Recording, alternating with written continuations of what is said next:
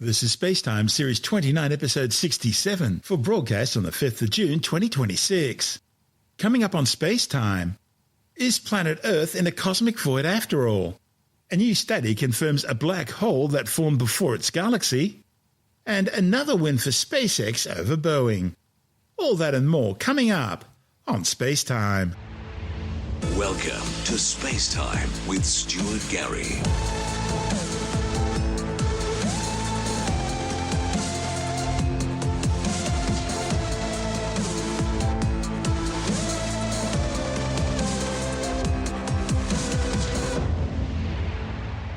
It's an hypothesis which has been around for decades and refuses to go away. Are we in a cosmic void? Astronomers now know that the ultimate large-scale structure of the universe is built like a giant web composed of strands of galaxies, galaxy clusters and superclusters surrounding vast empty voids of almost nothing. The Earth, our solar system, and the entire local galactic group, including the Milky Way and its neighbouring satellite galaxies, were always thought to be on the edge of one of these cosmic strands. But ongoing readings have kept challenging that idea. Recent research reported in the Journal of the Monthly Notices of the Royal Astronomical Society has suggested that Earth may in fact be at the centre of a 2 billion light-year-wide cosmic void. If so, it could explain why our local universe appears to be expanding faster than expected. Earth and the Milky Way might be drifting through a colossal cosmic void spanning 2 billion light-years. This massive region contains significantly less matter than the rest of the universe, thereby directly challenging the long-held cosmological principle that matter is distributed evenly throughout space. The findings suggest that our galactic home sits within a rare low-density pocket of the cosmos, making our local neighbourhood one of the largest and most unusual structures ever identified. And this unique positioning would provide a potential solution to the Hubble tension. That's the persistent disagreement between direct measurements of the universe's expansion rate. It could explain why our local universe appears to be expanding faster than expected. See, if we were located in an underdense region, the local expansion would naturally appear faster to observers on Earth, potentially resolving this cosmic mystery without the need for any new physics or exotic energy theories like dark energy. In fact, the authors of the study now believe it's 100 times more likely that we do reside in such a cosmic void compared to being in a region of average density. And that's a discovery that could fundamentally shift our perspective on the Big Bang's aftermath. The Hubble constant was first proposed by Edwin Hubble in 1929 to express the rate of the universe's expansion. It can be measured by observing the distance of celestial objects and how fast they're moving away from us. The stumbling block, however, is that extrapolating measurements of the distant early universe to today using the standard cosmological model predicts a slower rate of expansion than measurements of the nearby, more recent universe show. This is the Hubble tension. One of the study's authors, Indranil Banik from the University of Portsmouth, says a potential solution to this inconsistency is that our galaxy is close to the centre of a large cosmic void. It would cause matter to be pulled by gravity towards the higher density exterior of the void, where the filaments are located. That would also lead to the void becoming even emptier with time. Now, as the void's emptying out, the velocity of objects away from us would be larger than if the void weren't there. And this would give the appearance of a faster local expansion rate. So, a local solution, like a local void, would be a promising way to go about solving the problem. For the idea to stand up, Earth and our solar system would need to be near the centre of a void about 1 billion light-years in radius, with a density about 20% below the average density of the universe. And directly counting galaxies does support this theory. That's because the number density in our local universe is lower than in neighbouring regions. However, the existence of such a large, deep void is controversial. That's because it doesn't mesh especially well with the standard model of cosmology. That suggests matter today should be far more uniformly spread out on such large scales. Despite this, the new data shows that baryon acoustic oscillations, the pressure waves generated by the Big Bang, support the idea of a local void. These sound waves travelled for only a short time before becoming frozen in place once the universe cooled enough for neutral atoms to form. And they act as a sort of standard ruler whose angular size can be used to chart cosmic expansion history. A local void slightly distorts the relation between the baryonic acoustic oscillation's angular scale and the redshift, because the velocities induced by a local void and its gravitational effect slightly increase the redshift, on top of that due to cosmic expansion. Redshift is the rate at which an object moves away from you because of the expansion of the universe. By considering all available baryon acoustic oscillation measurements over the last 20 years, the authors showed that a void model is about 100 million times more likely than a void-free model, with parameters designed to fit the cosmic microwave background radiation observations taken by the Planck satellite, the so-called homogeneous Planck cosmology. The cosmic microwave background radiation is the leftover energy from the Big Bang, generated when the universe cooled enough for the first atoms to form some 380,000 years after singularity. The next step for researchers is to compare their local void model with other methods in order to estimate the history of the universe's expansion. This involves looking at galaxies that are no longer forming stars. By observing their spectra, it's possible to find what kinds of stars they have and in what proportion. Since more massive stars have shorter lives, they're absent from the older galaxies, thereby providing a way to establish a galaxy's age. Astronomers can then combine this age with the galaxy's redshift, how much the wavelength of light has been stretched, to tell us how much the universe has expanded while light from the galaxy was travelling towards us. And this will shed new light on the universe's expansion history. This is SpaceTime. Still to come, a new study confirms a black hole that formed before its galaxy, and another win for SpaceX over Boeing. All that and more still to come on SpaceTime.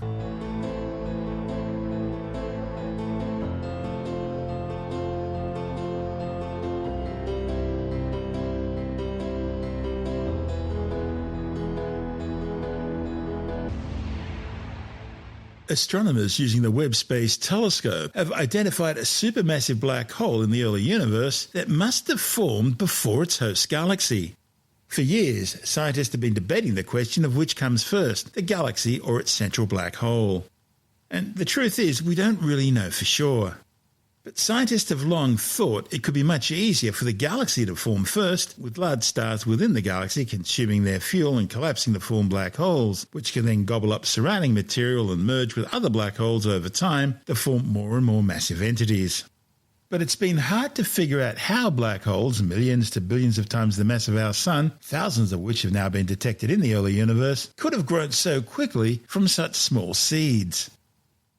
Now, a report in the journal Nature and in the monthly notices of the Royal Astronomical Society claims the new Webb observations have detected clear evidence that at least some supermassive black holes were enormous from their very beginning, forming without a stellar collapse phase and without a significantly more massive host galaxy to feed them. One of the study's authors, Roberto Maiolino from Cambridge University, says it's a paradigm shift, a total revisit of the classical scenarios of how black holes form and grow. The author's conclusions are based on detailed observations of Abell 2744 QSO-1, a prototypical little red dot that existed just 700 million years after the Big Bang. Although Abell 2744 QSO-1 is only 1,300 light-years wide, and its light has been travelling for some 13.1 billion years, it's easier to study than most other little red dots because it's been gravitationally lensed by galaxy cluster Abell 2744, also known as Pandora's cluster. So it's both magnified and triply imaged, appearing in 3 different locations across the sky. Initial studies revealed compelling evidence that it may be little more than a cloud of glowing hydrogen and helium gas circling a supermassive black hole estimated at some 40 million times the mass of our Sun. But as with other early black holes discovered by Webb, there was uncertainty about whether it really was that massive.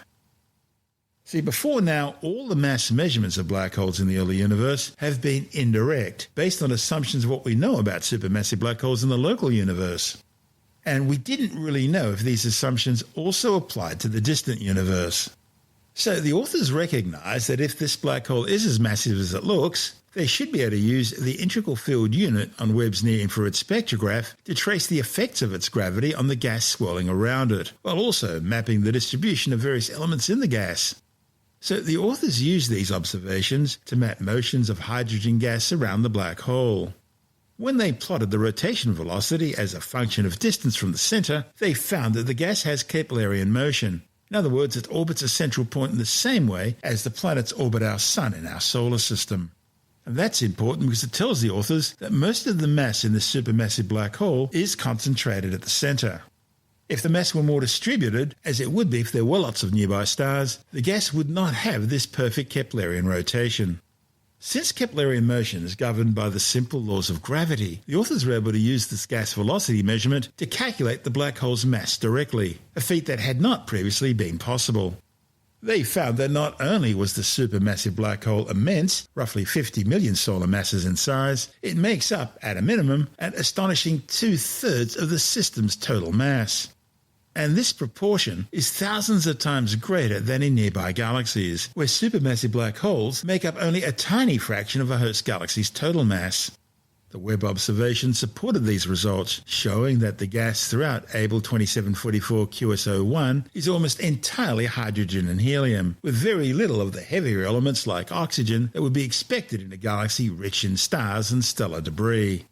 With a metallicity less than 0.5% that of the Sun, Abell 2744 QS01 is also one of the most pristine galactic environments ever measured. It's the first direct measurement of a black hole mass within the first billion years after the Big Bang, and it's consistent with previous measurements.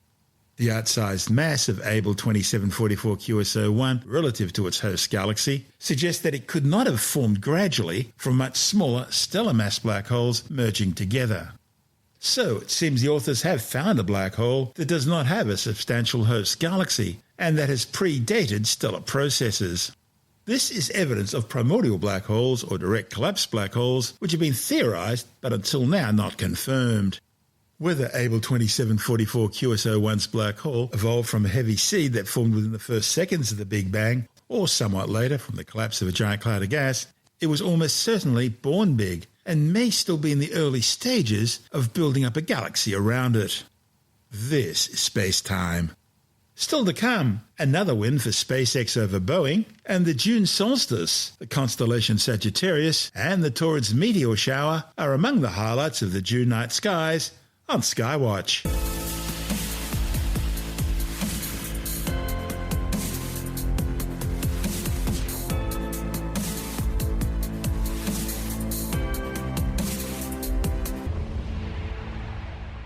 NASA's just awarded SpaceX 6 more crew transfer missions to the International Space Station because Boeing still can't certify its Starliner spacecraft as safe for human operation.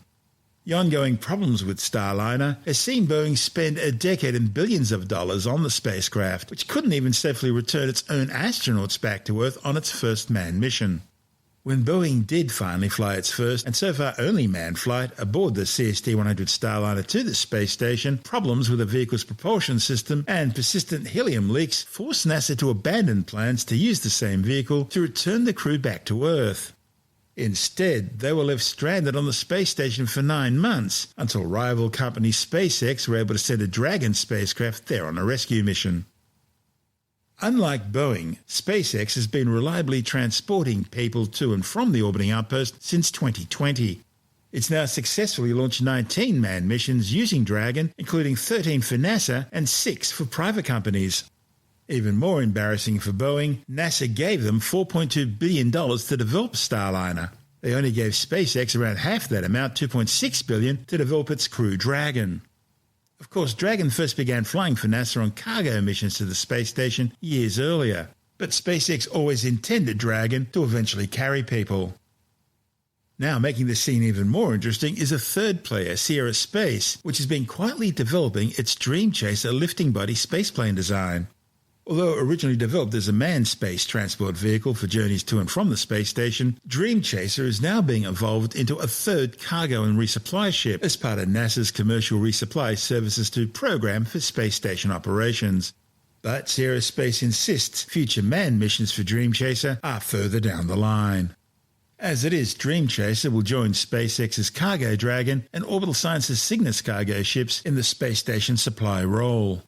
The first of the Dream Chaser spaceplane's tenacity has already completed a series of milestones, including electromagnetic interference testing, high-speed ground tow tests, recovery rehearsals following landing, communications testing with mission control using NASA tracking and data relay systems, and acoustic testing at the Kennedy Space Center. Tenacity's now back at Sierra Space's Louisville, Colorado factory for flight software qualification and final thermal protection system closeouts. It'll then move into final mission-specific payload integration, targeting completion by December. Its maiden test flight won't be to the space station, just to low Earth orbit. It'll undertake its orbital test for NASA aboard a United Launch Alliance Vulcan Centaur rocket from the Cape Canaveral Space Force Base in Florida. Once in orbit, it'll be taken through a series of control and in-flight maneuvers to test its orbital reaction systems and atmospheric re-entry capabilities, ultimately gliding to a controlled landing on the former Space Shuttle runway at the Kennedy Space Center. This is SpaceTime.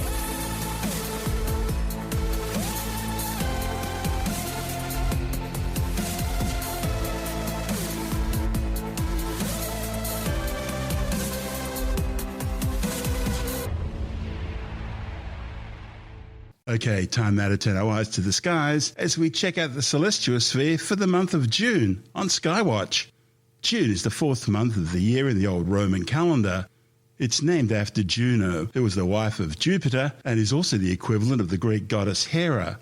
Another belief is that the month's name comes from the Latin word junores, which means the younger ones. June also marks the winter solstice in the southern hemisphere. And of course it means the arrival of summer for our lucky listeners north of the equator. It'll happen at 6:24 in the evening of Sunday, June the 21st, Australian Eastern Standard Time. That's 4:24 in the morning, Sunday, June 21st, US Eastern Daylight Time, and 8:24 in the morning, Greenwich Mean Time. The June solstice occurs when the sun reaches its most northerly point in the sky as seen from Earth, zenith appearing to be directly over the Tropic of Cancer. It all happens because the seasons are governed by the tilt of Earth's axis as it journeys around the sun every year. On the day of the June solstice, the Earth's south pole is tilted by 23.5 degrees away from the sun. So the sun rises north of east and sets north of west. When the south pole is tilted towards the sun, it's the southern hemisphere's summer. Between these two, we have the autumn and spring equinox. Variations in temperatures on Earth aren't determined by the Earth's orbital distance from the sun, but rather the angle of the sun's rays striking the Earth. In the summer, the sun's high in the sky and the rays hit the Earth at a steep angle. But in winter, the sun's lower down in the sky and the rays strike the Earth at a more shallow angle. In most parts of the world, seasons begin on the day of the equinox and solstice. However, in Australia, seasons begin on the first day of a specific calendar month: March for autumn, June for winter, September for spring, and December for summer. Okay, let's turn to the constellations. And almost directly overhead this time of the year, we have the spectacular constellation Virgo. The constellation Virgo is named after Virgo, the goddess of justice and the harvest in ancient Greek mythology, who used her scales to weigh good and evil. However, she became so disenchanted with the deeds of evil men, she threw away her scales and retreated to the heavens. Now, interestingly, the ancient Egyptians also associate Virgo with agriculture.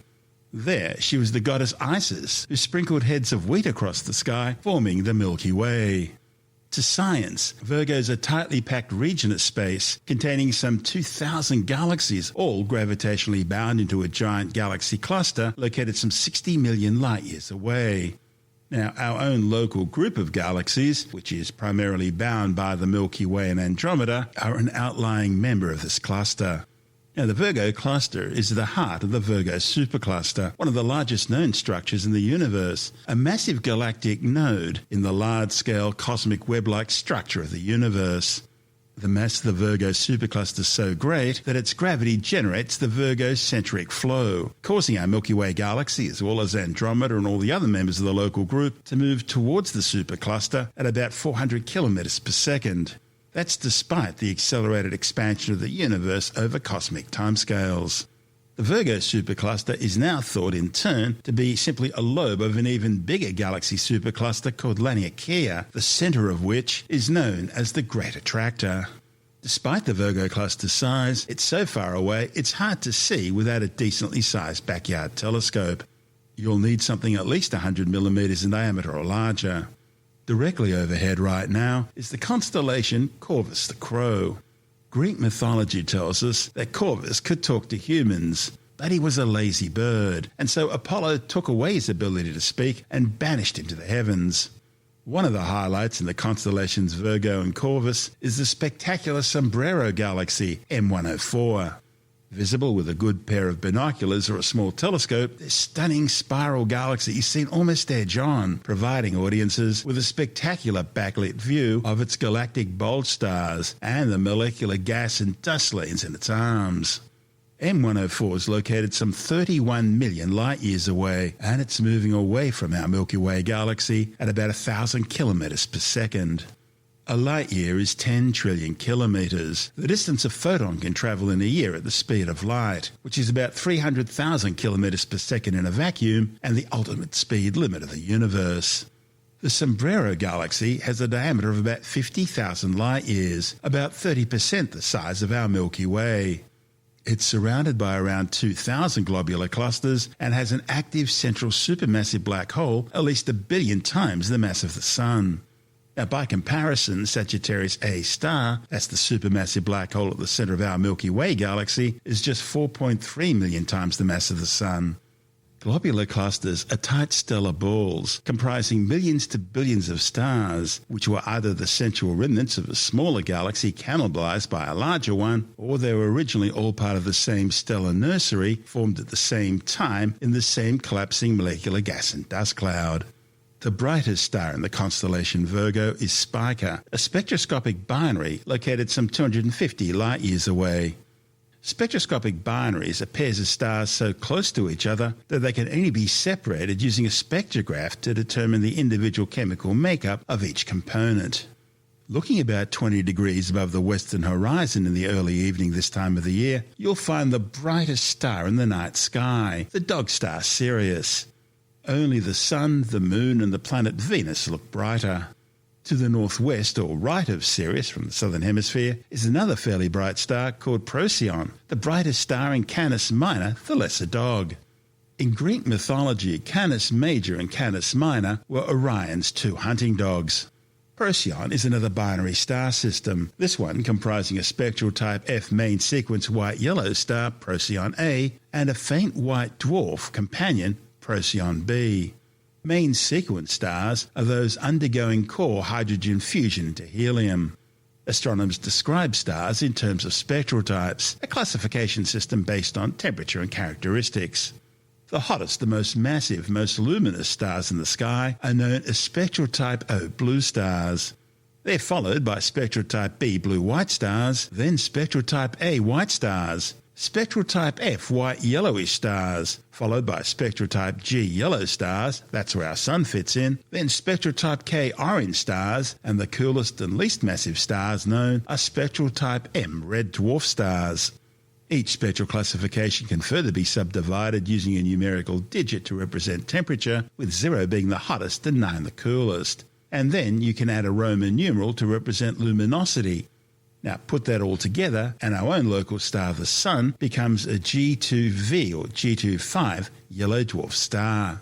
Also included in the stellar classification system are spectral types LT and Y, which are assigned to failed stars known as brown dwarfs, some of which were born as spectral type M red dwarf stars but became brown dwarfs after burning off some of their mass.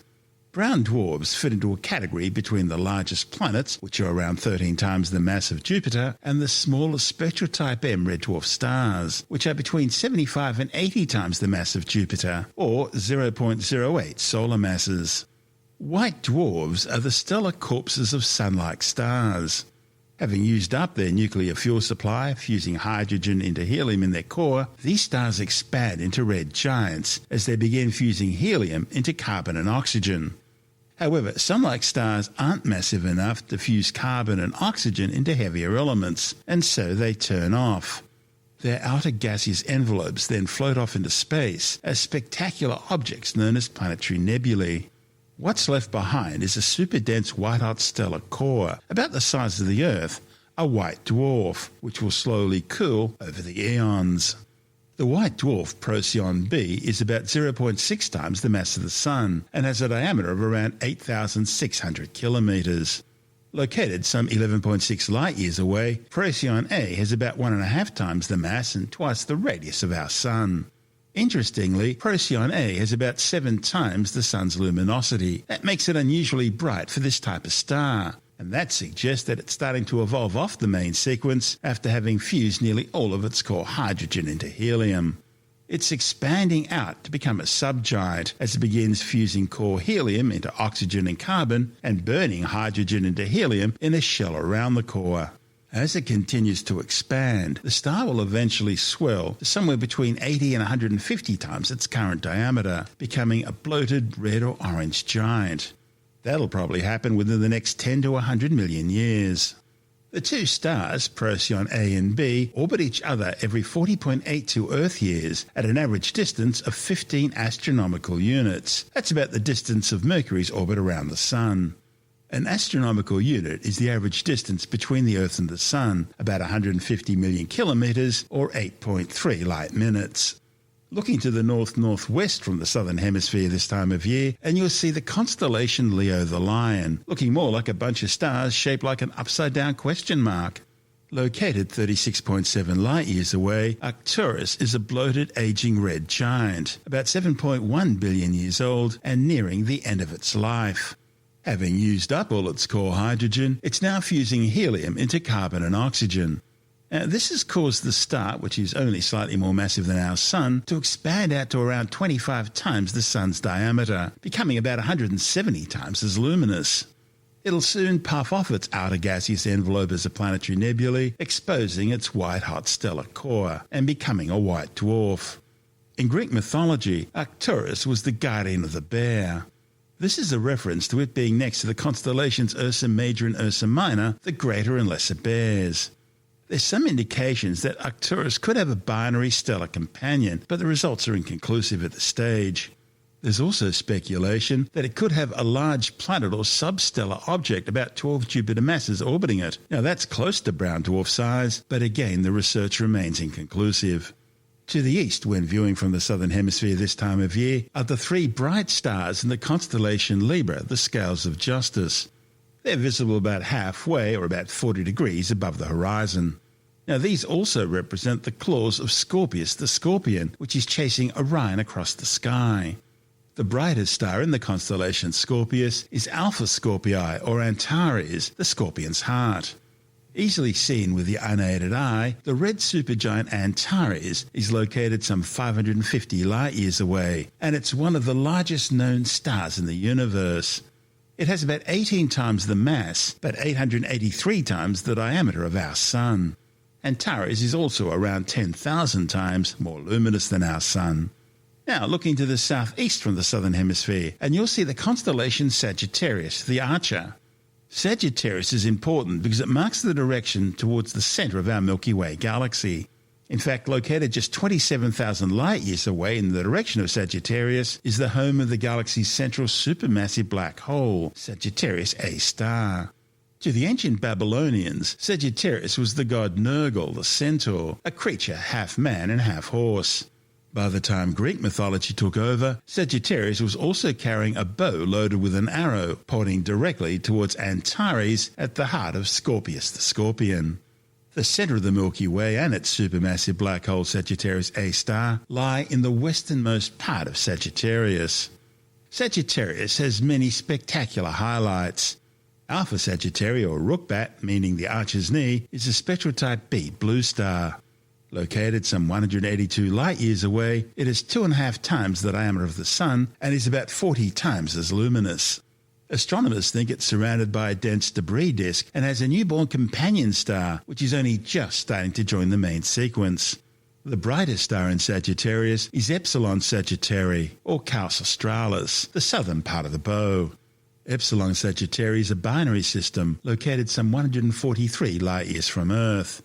The primary star is an evolved spectral type B blue giant nearing the end of its life on the main sequence. It has about 3.5 times the mass of the Sun, almost 7 times the Sun's radius, and is radiating around 363 times the Sun's luminosity. It's also a strong X-ray source, and is spinning very rapidly with an estimated radial velocity of some 236 kilometers per second. The system also displays an excess of infrared radiation emissions, suggesting the presence of a circumstellar disk of dust. The second star in the system appears to be inside this debris disk. Astronomers think it's going to be a spectrotype G yellow dwarf star with about 95% the mass of the Sun. Sigma Sagittarii or Nunki is the constellation's second brightest star. The name Nunki is Babylonian, however its meaning has been lost through the sands of time.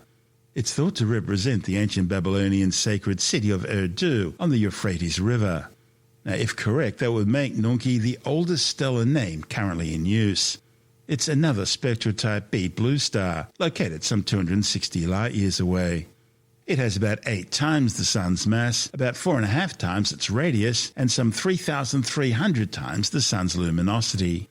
Zeta Sagittarii, or a cell of the armpit, is a binary star system located some 88 light-years away, and it's currently speeding away from our solar system.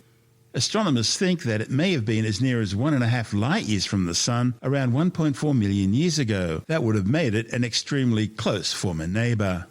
One of the stars in the system is a spectrotype A white giant, while the other is a spectrotype A white supergiant, the pair orbiting each other every 21 Earth years. The system's combined mass is about 5.26 times the mass of the Sun. Delta Sagittarii, or Caus Meridionalis, appears to be a double-star system located 348 light-years away and listed as an orange giant. Then there's Eta Sagittarii, another double-star system, this one located 146 light-years from Earth. The primary star is an aging bloated red giant on the asymptotic giant branch. That means it's no longer fusing hydrogen or helium in its core, and is instead fusing heavier elements in the core and burning hydrogen and helium in its shell. It's already expanded out to some 57 times the radius of the Sun and is now nearing the end of its life.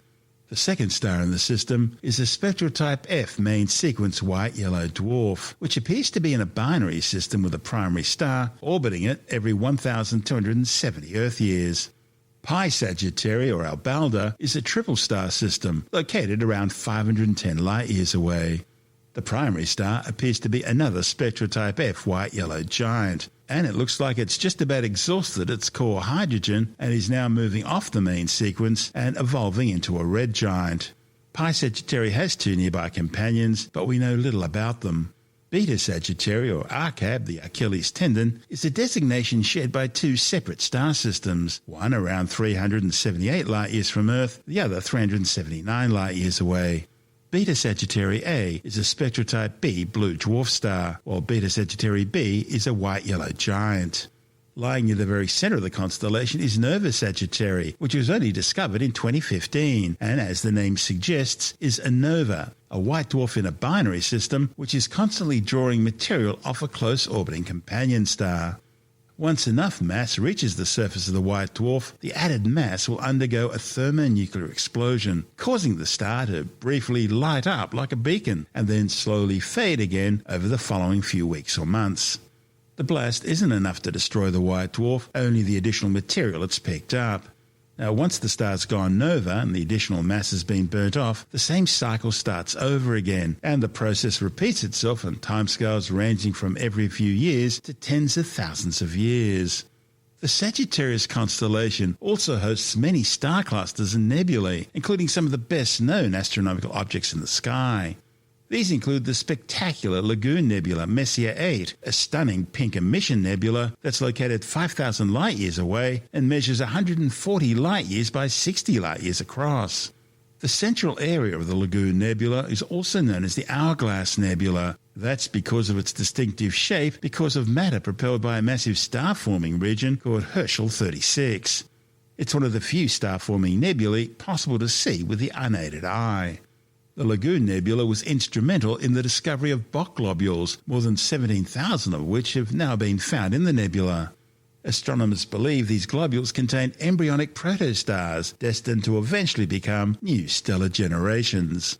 Probably the most famous nebula in Sagittarius is Messier 17, better known as the Horsehead Nebula.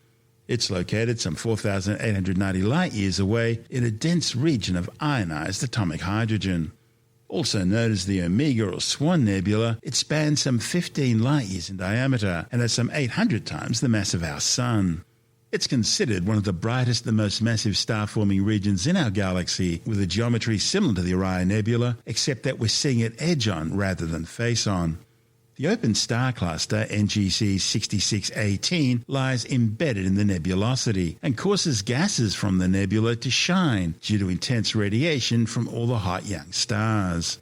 Open star clusters are loosely bound groups of a few thousand stars which were originally all formed in the same molecular gas and dust cloud, but they're not as densely bound gravitationally as globular clusters. Open clusters generally survive for a few 100 million years, with the most massive ones surviving for maybe a few billion. In contrast, the more massive globular clusters exert so much stronger gravitational attraction on their members that they can survive for much longer, billions and billions of years.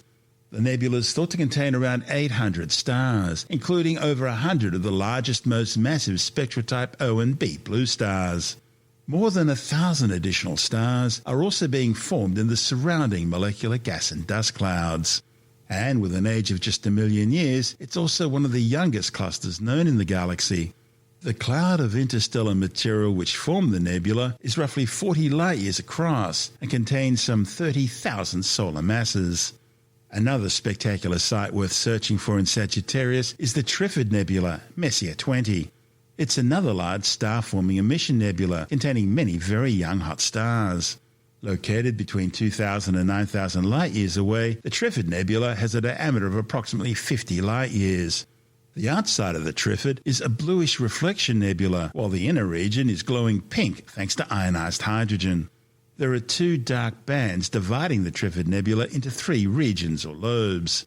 Hydrogen in the nebula is ionized by a central triple star, which formed in the intersection between the 2 dark bands, creating its characteristic pink color.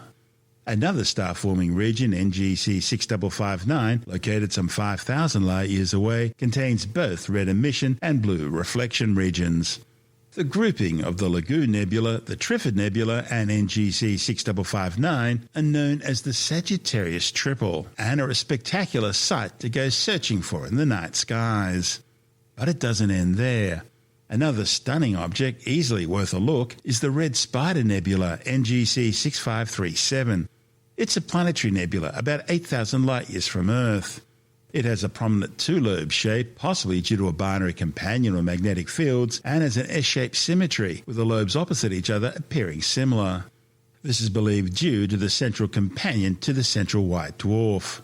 The central white dwarf, the remnant of the original star, produces a powerful and 10,000-degree hot, 3,000 km per second stellar wind, which is generating 100 billion kilometre high waves of supersonic shocks, formed as the local gas is being compressed and heated in front of the rapidly expanding lobes. Atoms caught in the shock waves are radiating invisible light, giving the nebula its unique spider-like shape and also contributing to the expansion of the nebula. The star at the centre of the Red Spider Nebula is surrounded by a dust shell, making its exact properties hard to determine. We think its surface temperature is probably somewhere around 250,000 degrees, although a temperature of up to 500,000 degrees can't be ruled out, and that would make it among the hottest white dwarf stars known. Looking directly south is the star Polaris Australis, or more accurately, Sigma Octantis, the nearest star we have in the southern hemisphere to the south celestial pole, and consequently the closest counterpart we have to the north star Polaris. However, Sigma Octantis is far harder to see than Polaris because it's much fainter. Located some 270 light-years away, it's an orange giant reaching the end of its life. Turning to the southwest and just above the horizon this time of the year, we find Canopus, the second brightest star in the night sky after Sirius. It's located 310 light-years away and is the brightest star in the constellation Carina the Keel. Canopus is a supergiant, some 9 times the mass of the Sun and 71 times its diameter. The month of June also marks the first of 2 annual encounters with the Taurids meteor shower. The Taurids are generated as the Earth passes through the debris stream created by the comet 2P Encke, which itself is thought to be a piece of a larger comet that broke apart somewhere between 20,000 and 30,000 years ago, most likely following numerous interactions with the powerful gravitational field of the king of planets Jupiter. As their name suggests, the Taurids' radiant or apparent point of origin is in the direction of Taurus the Bull. The Taurids meteor shower is unique in that it's made up of larger, more massive material, pebbles instead of dust grains. Earth passes through the stream twice every year, once now in June, then again in October, called Halloween fireballs. The Taurids release material both by normal cometary activity and also occasionally by close encounters with the gravitational tidal force of the Earth and other planets. And this makes the Taurid stream of material the largest in the inner solar system. Now, since this stream of material is rather spread out in space, Earth will take several weeks to pass through it, causing an extended period of meteor activity compared to the much smaller periods of activity associated with other meteor showers. Included in the stream is a denser flow of gravelly meteoroids called the Taurid swarm. Thought to be a ribbon of rocks, roughly 75 million by 150 million kilometres across. Occasionally, planet Earth passes through the larger meteoroids in the denser Taurid swarm. In fact, one of the larger chunks of the Taurid swarm is now thought to have caused the infamous Tunguska event in the skies over Siberia back on June the 30th, 1908. Astronomers believe the Tunguska event was the airburst of a 100-metre-wide meteor over the Tunguska River region of Russia, causing mass devastation and flattening over 2,000 square kilometres of forest into matchsticks. The blast was so bright it was enough to light up the night sky in London a third of the way around the planet. Tunguska remains the largest known Earth impact event in recorded history. It was considered a 1-in-1,000-year event, assuming a random distribution of events over time. But the new studies suggesting the event may have been caused by a Taurid swarm meteor, and with the Earth passing through that swarm periodically, this tends to change those odds quite significantly. Now, if the study's correct, this swarm heightens the possibility of a cluster of large impacts on the Earth over a very short period of time. Further complicating matters, the June Taurids are actually two separate showers. The southern Taurids associated with the comet 2P Encke, while the northern Taurids originate from the asteroid 2004 TG10, an eccentric kilometre-wide asteroid classified as a near-Earth object and potentially hazardous asteroid of the Apollo group. And joining us now for the rest of our tour of the June night skies is senior science writer and Sky and Telescope magazine contributor Jonathan Alley. G'day, Stuart. Yeah, well, we're almost midway through the year, and the sky's changed quite a lot, actually, over the last few months because, the constellations of summer, at least the southern summer, have disappeared, and northern winter have disappeared, and as the sun is setting, one of those constellations, for instance, Orion, is very low on the western horizon now, and it's vanishing from view as each night passes. Nearby, a little bit higher in the sky, you've got the constellation Canis Major with its bright star Sirius, the brightest star in the sky. That's still reasonably high in the western sky, but it's sinking lower and lower night after night. That's how you can tell the seasons are changing. To its north from Canis Major, you've got its smaller cousin, Canis Minor, the smaller dog. It's still visible. And further north still from that, you've got the constellation Gemini, which is really easy to spot because it's got these two bright stars fairly close to each other. Twin stars Castor and Pollux. That's where the constellation gets its name from. That'll soon be gone as the weeks go by as well. On the plus side, though, with those constellations disappearing, but other ones are coming up in the eastern sky night after night as we roll further towards the middle of the year. And so we've got some of these really impressive constellations coming up, such as Scorpius and Sagittarius. Scorpius is a huge constellation that looks like its name, like a scorpion. Sagittarius is the constellation that's around the region of the centre of our galaxy, so there are plenty of things to see there because we're looking into the thickest part of the Milky Way. And in the middle of the sky, down towards the south, we've got other mighty constellations such as Centaurus, we've got Crux or Crux, the Southern Cross, you've got Vela, Carina, Lupus, and others. Now, a lot of people have never heard of those constellations, but regular stargazers recognise them because all of the constellations I've mentioned, they live along the extent of the Milky Way or very close to it. The Milky Way being that sort of fuzzy band of light you can see stretching across the night sky if you have dark enough sky conditions. So looking to the south, for us in the southern hemisphere at least, we've got the Southern Cross. Everyone wants to see the Southern Cross. It's about 2/3 of the way up from the southern horizon at the moment. For once, it's standing upright and it looks a bit like a kite. It's got the shape of a kite and it's quite small. The stars that comprise the Southern Cross, they're actually quite bright. So bear that in mind if you're trying to have a look for it. It's small and it looks like a kite. And I wouldn't wait too long either because as light pollution gets worse, we're seeing less and less of those 5 stars. The kite shape is made up of 4 bright stars and there's a 5th star that's in there as well. And for a lot of people in a lot of places now, you can't see the 5th star anymore because it's the fainter of those 5 and it's gone from view from the naked eye, which is really quite telling about the state of light pollution where most people live, particularly in a country like Australia where the vast majority of people live in, half a dozen big cities. So the light pollution is now so bad that we can't see one of the stars of the Southern Cross, which is pretty pretty disappointing if you ask me. And you're quite right that as it gets worse, even the brighter stars may one day go. In fact, I saw a comment from someone recently on social media, someone visiting from Australia, from China, I think, and they were saying, 10 things I've noticed about living in Australia, and one of them was I can see stars. I can actually see stars.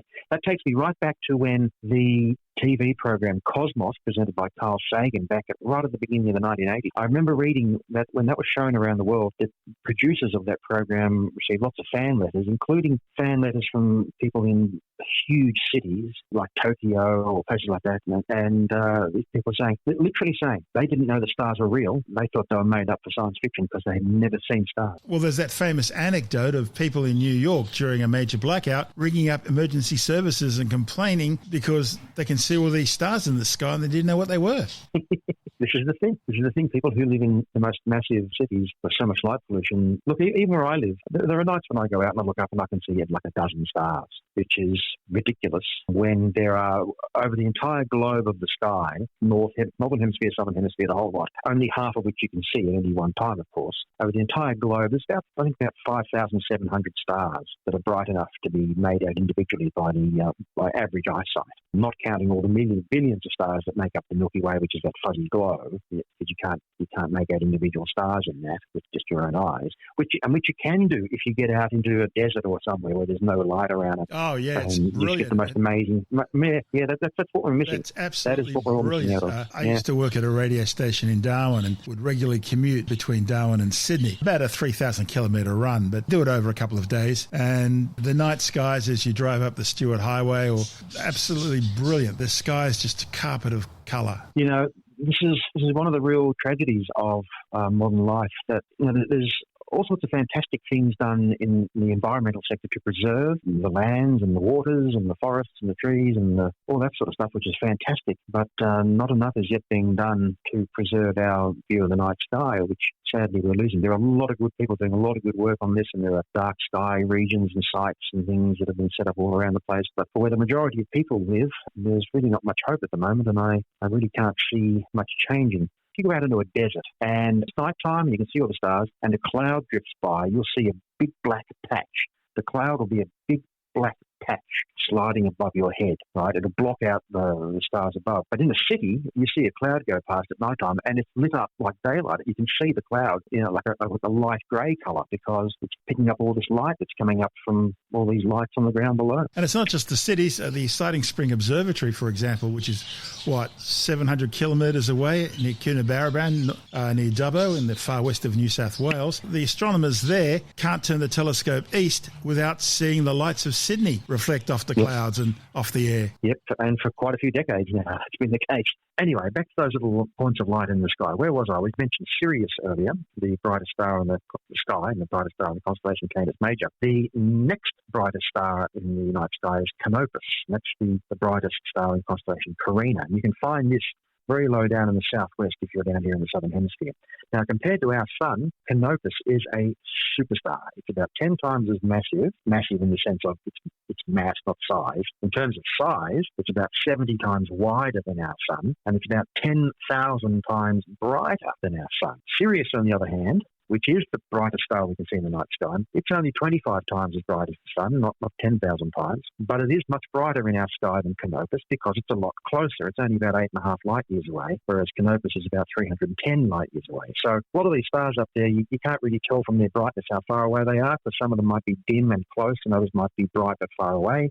In the northern part of the sky, at the moment, as seen from the southern hemisphere at least, there are a couple of interesting bright stars. We've got Arcturus, which is about halfway up from our northern horizon, and higher still in the night sky is one called Spica. Arcturus is a red giant star. It's a couple of billion years older than our sun. It's about the same mass as our sun, but it's ballooned up to be about 25 times bigger as well. It's a big, big star.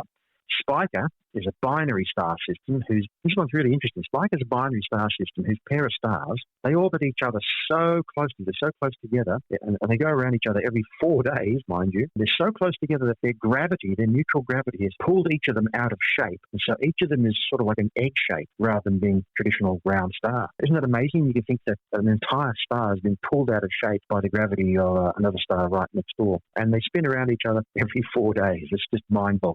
Anyhow, as the night goes on, you'll see that things have changed. By midnight, Sirius, that's gone, that's set in the west. But another couple of bright stars, we've got Vega and Altair have appeared in the north. Way, way, way down in the southeast, we've got another star called Achernar, another bright star. That's turned up, it's come up over the eastern horizon. All these changes, of course, occur because the Earth is turning on its axis. And things that were below the horizon in the east have now come up into view, and the ones over in the west, they've gone down out of view. Now, let's look at what the planets are doing this month. It's really quite interesting. At sunset, at the beginning of the month, we've got Venus and Jupiter really prominent in the northwest, about a third of the way up from the horizon. Venus is the one that's down a bit lower and is brighter. Now, keep an eye on them, because night by night, you'll see them appearing to move closer and closer to each other. And by the 10th of June, they'll be side by side. When you look on a star map, at least, when you look on the real sky, they'll be several degrees apart. And you can tell how much a degree is because the width of the moon is half a degree. So 1 degree is 2 moon widths apart. So they'll be several degrees apart. But also low down in the northwest is another planet, Mercury. It starts the month quite low, but it's rising a little higher and higher each night. And so by the time we get to the 17th, we'll have Mercury, Venus, and Jupiter pretty much all together in the same part of the sky, and the moon will have come along as well. So you'll have Mercury, Venus, the moon, and Jupiter all arranged in a sort of a diamond shape. And on the following night, the moon will have moved a bit in its orbit again, so the diamond shape will now change to a straight line. You'll have all four of these things in a straight line. So that should be really impressive to see if you've got nice clear skies on the 17th and the 18th of the month. Now, to see the other two bright planets, you're going to have to be up early because Saturn rises over the eastern horizon about 2:30 in the morning, followed by Mars a couple of hours later. So if you're an early riser to go to work or something, you get up at 6 o'clock or whatever, before dawn when it's still dark, you should be able to see them quite easily. And finally, Stuart, on the 21st, we've got the mid-year solstice. It's the winter solstice for us in the southern hemisphere and the summer solstice for our friends up in the north. So on this day, the sun is at its most northerly point in the sky, and the hours of darkness will be roughly longest on that day for us here in the south and shortest up there in the north. And that's, Stuart, the night sky for June. That's senior science writer and Sky and Telescope magazine contributor Jonathan Alley, and this is SpaceTime.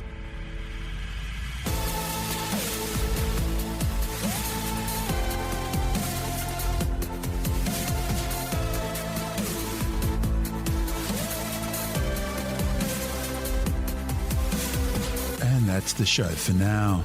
SpaceTime is available every Monday, Wednesday and Friday through Bytes.com, SoundCloud, YouTube, your favourite podcast download provider, and from SpaceTimeWithStuartGary.com.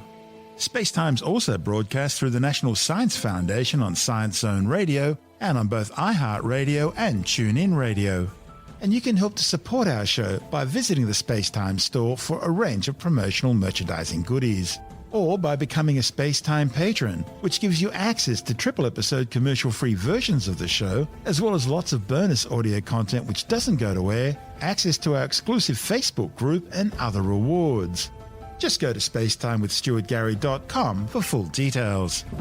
You've been listening to SpaceTime with Stuart Gary. This has been another quality podcast production from Bytes.com.